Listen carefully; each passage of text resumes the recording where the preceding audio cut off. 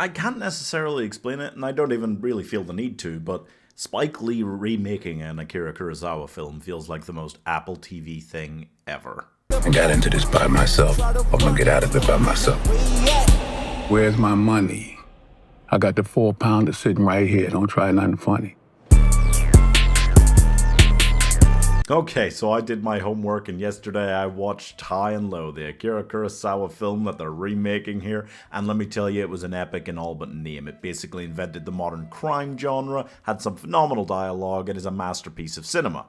In this, ASAP Rocky screams pussy at a building. Highest Low stars Denzel Washington as a music mogul, head of a big label, the coolest dude in the land, and he's in the middle of trying to buy back his label when he gets a phone call that his son has been kidnapped. Only problem is his son then wanders in, and it turns out that it's his driver's son who the kidnapper accidentally got instead. So he has to decide whether he's going to pay the ransom for somebody else's kid. Whoa, moral quandary, eh? Yes, and yeah.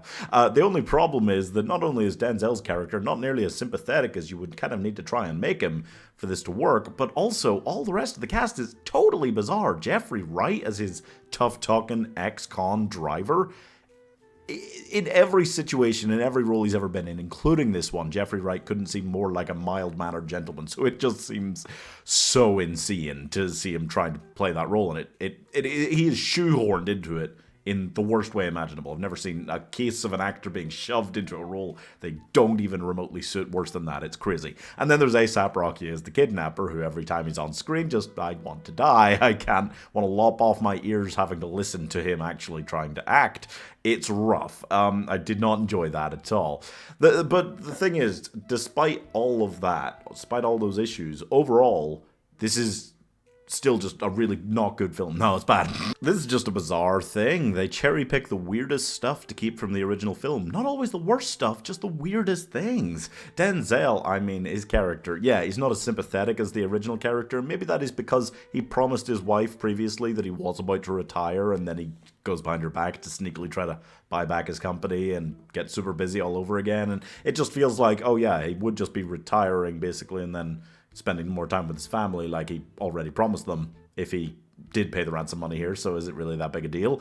And he also just, they have a bunch of conversations, as they do in the original. The whole first hour here practically is the moral quandary of whether he's actually going to pay this ransom or not.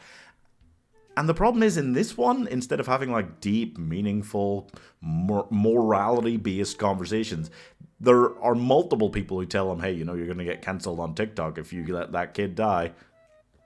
It's that first hour that hosts the most egregious crimes here. They don't even try to replicate the play-like structure of the original's Hitchcockian first hour, but that first hour in the original is very much based on the moral quandary. It is again here. The thing is, it is just dumber. I mean, the dialogue, it is basically an opportunity, and I'm a big fan of just really fast-paced, incredibly written dialogue.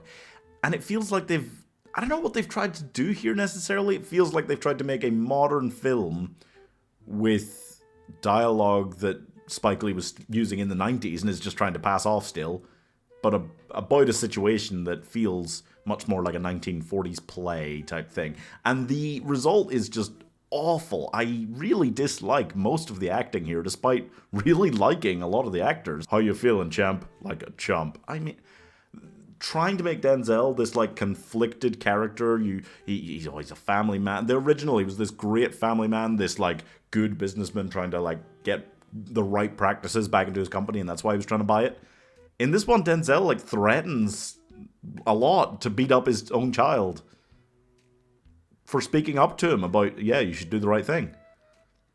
Like, come on. When Denzel puts on the backwards baseball cap to go make the ransom drop and hugs his family and then says, out, and they're like, love you, and he says, more, and struts off camera, I began to feel in my belief that this was not a comedy, because it gave off such a vibe of this is so unserious, and yet it was taking itself deadly seriously. Also, the ransom itself, it was like 17.5 million, I think.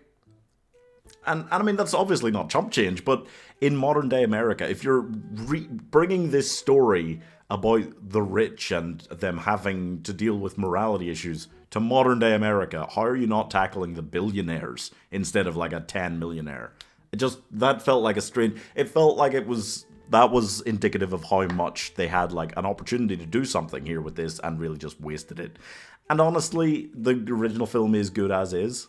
It just obviously is a 1960s black and white Japanese film, so nobody's going to watch it nowadays, but it feels like it still worked today when I watched it, and therefore you don't really need a remake, especially if you're just going to do whatever the hell this was with it. So I'm giving the bag dropping scene made me so angry I could spit 2 stars. Spike Lee at 68 trying to like still be the super contemporary guy in terms of like the music and stuff he's putting in. It just felt like the weirdest mix of styles and things. I don't know. I don't know what's going on with him, but this was just not it. Just not it. No. Anyway, subscribe.